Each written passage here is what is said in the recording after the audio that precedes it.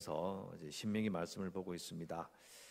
우리가 이 성경을 읽을 때 정말 조심해야 되는 것은 신명기가 언제 기록되었다, 언제 이스라엘 백성들에게 하나님께서 주신 법이라는 이 시간의 그 부분을 꼭 기억해야 됩니다. 3,000년 전입니다. 거의 3,000년이 훨씬 넘죠.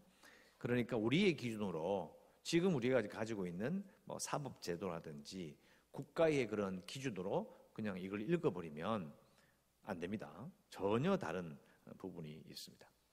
제가 강조하듯이 신명기는 그냥 주신 법이 아니고요. 그 당시 사람들에게는 이 왕과 신하 간의 어려운 말로 종주권 조약이라고 제가 계속 강조했습니다. 왕과 신하 간의 조약입니다. 언약이라는 말, 약속이라는 말은 좀 작아요. 왜 제가 조약이라는 말을 계속 강조하느냐면 국가와 국가 사이에, 그 당시에 왕과 신하 사이에 이 조약이라는 것은 정말 엄중한 겁니다. 분위기가 상당히 강한 거예요. 그래서 죽이라 이런 말이 막 나오는 거예요. 그리고 사법제도를 이렇게 세우는 것도 생각보다는 무서운 부분이 있는 것이 사실입니다. 그런데 이제 앞에 쭉 읽어보면 도피성 제도가 나와요. 앞부분에 나옵니다. 도피성 제도가 나와서 이제 재판을 하거나 이게 뭐 살인죄라든지 아니면 지금으로 하면 과실치사 이런 것을 처리할 때에 바로 처결하지 않습니다. 피할 길을 주는 거죠. 왜냐하면 과실치사고 뭔가는 그 중요한 게 아니라 내 가족이 다치면, 내 가족이 죽으면 열받으니까 법보다 주먹이 훨씬 가깝거든요. 일단 때리고 볼 수 있고 일단 죽이고 볼 수 있습니다. 무조건 복수부터 합니다. 그걸 생각해 보면 이 옛날에 도피성이라는 제도가 있었다는 건 정말 대단한 겁니다. 또 이런 도피성 제도를 말씀해 주시는데 제가 쭉 읽어보면 말씀드렸잖아요. 이게 앞뒤를 잘 살펴보면 잘못된 것, 악을 제거하는 데 초점이 있는 게 아니고요. 그 악을 처리하고 심판하고 정의를 세우는 그 과정에서 공의보다도요, 무고한 자가 생기지 않도록 그걸 먼저 배려해요. 그걸 읽어낼 수 있어야 돼요. 잘못된 거 무조건 때려잡아야지 이런 게 아니에요.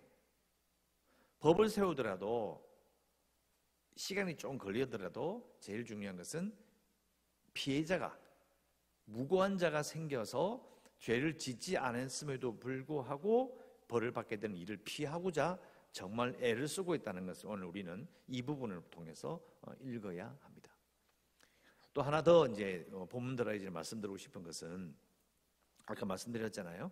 종주권 조약이다. 왕과 신하 간의 엄중한 그런 조약이었다고 말씀을 드렸는데 이 신명기 말씀을 받을 때에 이스라엘 백성들은요, 국가가 아닙니다. 무리입니다. 무리. 그냥 사람들 모아놓은 거예요. 출애굽 2세대로서 이집트에서 탈출한 지 한 40년 정도밖에 넘어가지 않는 노예들의 후손은 2세대입니다. 그들이 무슨 교육을 받았겠어요? 무슨 대접을 받았겠습니까? 우리가 지금 지금도 중동에 보면 아니면 유럽도 마찬가지지만 국가를 이루지 못하고 그냥 베두인 민족, 족속들 이런 사람들이 있어요. 얼마나 무시합니까? 아무도 그를 도와줄 수가 없어요. 자격이 없습니다. 그 지금의 현대의 그런 국가를 이루지 못하고 있는 그런 사람들보다도 더 밑에 있는 지위가 사실은 지금 이 신명기를 받는 이스라엘 백성들인 거예요. 그들의 입장에서 사법제도를 왕이신 하나님이 주신다. 너희들이 그 땅에 들어가면 이렇게 법을 세워서 이렇게 사법제도를 만들고 재판장을 세우고 이렇게 해라. 그걸 받는 이스라엘 백성들의 입장에는 이건 정말 대단한 영광인 거예요. 우리가 그 부분을 놓치기 쉬워요. 그래서 제가 처음에 말씀드렸잖아요. 현대의 우리가, 지금의 우리는 형법, 사법, 민법 그런 걸 가지고 다 읽으면요, 이 뭘 이렇게 허술하냐? 아닙니다. 이스라엘 백성들 입장에서는 사법 제도를 주신다는 것만으로도 그 당시는 첨단 사회인 거예요. 3,000년 전이라니까요. 이 사법 제도를 주신다는 것 자체도 자기들은 영광이고, 야, 우리가 정말 앞서가고 있구나. 하나님께서 왕이신 그 나라의 신하가 된다는 것이 이런 거구나. 이런 느낌이라는 거죠. 이걸 기억하면 이 신명기 읽으면서 우리가 이스라엘 백성들이 이 법을 받았을 때에 그때의 마음을 가질 수 있고 또 하나님을 이해하는 데 충분히 도움이 됩니다.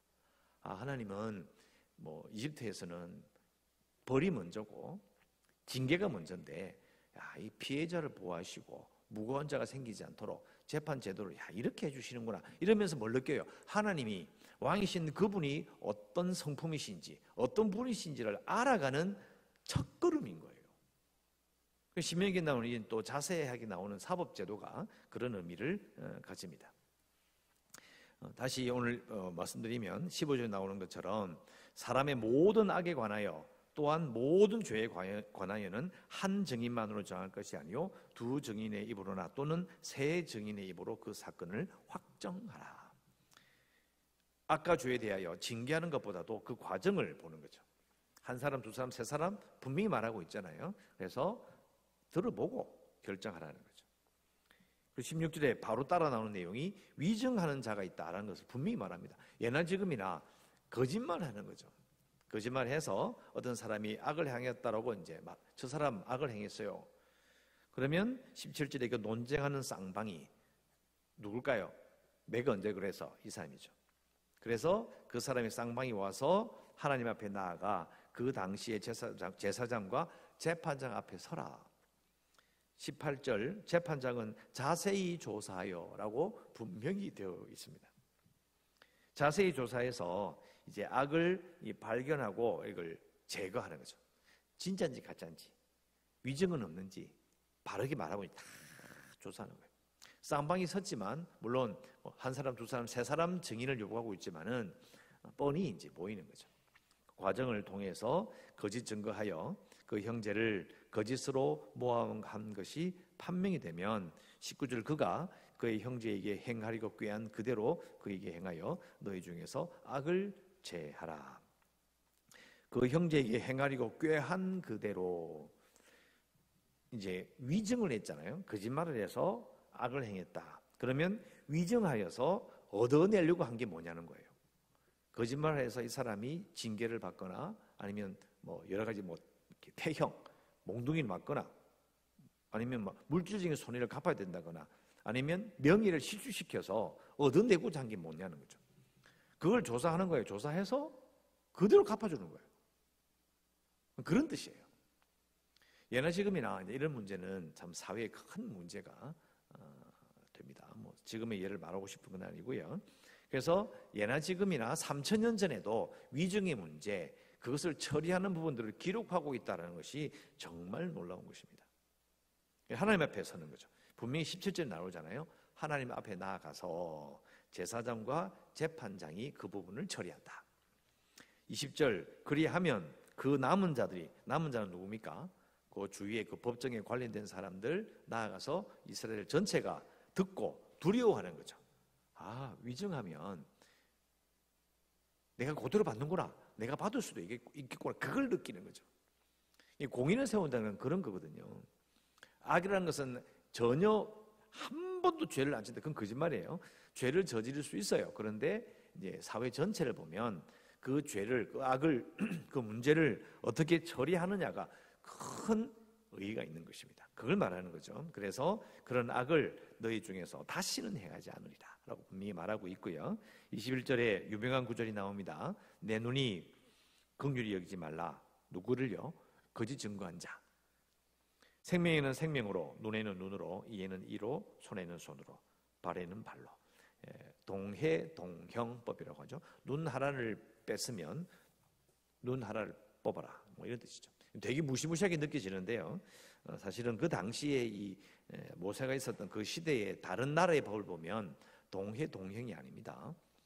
눈을 하나를 멀게 했으면 눈도 뽑고 그 사람의 재산도 더 이렇게 해서 한 두세 배, 많은 데는 10배까지 이렇게 해서 갚아야 돼요. 더 무서운 법이었다는 거예요. 동해동형법이라는 것이 그 당시 사람들에게도 사실은 되게 신선한 법이었다는 걸 알 수가 있는데요. 근데 이 부분은 역사적으로 볼 때는요, 이걸 개인적으로 복수해도 된다는 이런 구절로 잘못 사용된 부분이 있어요. 왜냐하면 21절에 너의 눈이 긍휼히 여기지 말고 생명이는 생명을 하라. 너라고 하는 이 단수 때문에 오해해가지고요. 그렇게 했다고 이제 개인적으로 복수해야 된다. 이렇게 생각하는 사람들이 있었던 거예요. 그러나 잘 읽어보면 이 내 눈은요, 단수가 아니에요. 영어로 보면 이게 이제 결국은 이게 너라는 영어 단어가 단수 복수가 똑같거든요. 헷갈리는 거예요. 근데 18절, 17절부터 쭉 읽어보면 이 동해동정법을 행하는 자가 누구냐면 제사장과 재판장이에요. 항상 이 전체를 안 보고 그거 보면 딱 뽑아가지고요. 이렇게 하라, 이렇게 이야기하는 거예요. 아니에요. 개인적인 복수를 말하는 게 아닙니다. 공동체가 이걸 하는 겁니다. 복수의 허용이 아니고요. 사회적 정의의 구현이라고 볼 수 있어요. 공동체가 그걸 보고 아, 저렇게 하면 안 되겠구나. 내가 아무리 욕심이 생기고 분노가 생기고 시질투가 나도 거짓말해서 이러면 안 되는구나. 그래야 공동체가 세워질 거잖아요. 자, 이렇게 왜 무섭게 이야기할까? 왜 이렇게 이런 식으로 눈에는 눈으로 왜 이렇게 말할까? 아까 말씀드렸잖아요. 조약이라고요. 또 앞에 보면 뭐 이렇게 선지자가 우상을 섬기게 하면 죽여.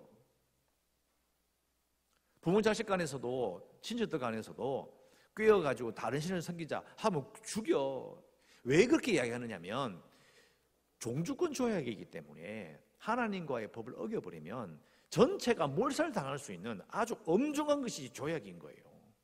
그래서 그렇게 말하는 거예요. 하나님이 잔인해서 그런 게 아니에요. 이걸 꼭 기억해야 돼요. 그래서 3000년 전에 이야기를 왜 자꾸 하느냐면 그걸 싹 잊어버리고 무조건 하나님이 이럴 수 있어. 아니에요.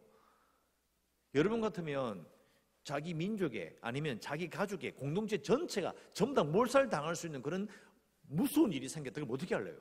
그러면 그 죄를 지은 그 사람만 죽으면 되는 거지. 왜 전체가 죽어야 돼? 그렇게 생각 안 하겠어요? 그게 핵심이에요. 그래서 우리가 그냥 읽으면 이 부분을 오해할 수 있는 거예요. 그러나 비교해보면 그 당시에 다른 나라의 나라와 나라 간에 왕과 신하 간의 그 조약보다는 비교해보면 하나님께서 이스라엘 백성들과 맺으셨던 그 부분은 사실은 훨씬 더 인간적이고 자비로운 법이 있는 거예요. 자, 이것은 이제 신명기 앞에도 계속 말씀드리고 쭉 이어지기 때문에 계속 설명을 드리도록 그렇게 합니다.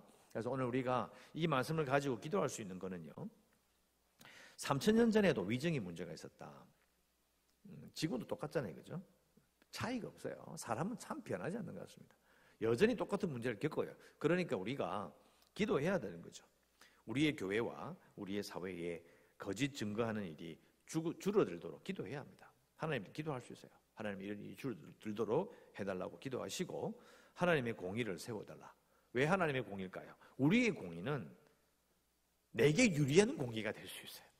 우리 편에게 내가 마음에 드는 사람들끼리 그건 아니죠. 그리고 우리가 철저하게 다 조사할 수 없어요.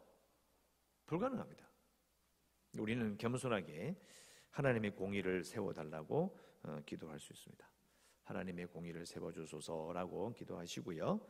우리 교회가 구원의 방주 될 수 있도록 또 재개발을 위해서도 그리고 코로나19 사태 잘 아신 바대로 계속 기도하고 오늘 낮에도 또 다시 다 11시 예배로 모이는데 예배 후에도 아무 일 없이 또 깨끗하게 또 일상을 살아갈 수 있도록 기도해 주시고 연장간 성도들을 위해서 주일학교를 위해서 또 선교지를 위해서 이 나라를 위해서 기도하시고 오늘도 주일에 기쁨을 누리시기를 주의 이름으로 축원합니다.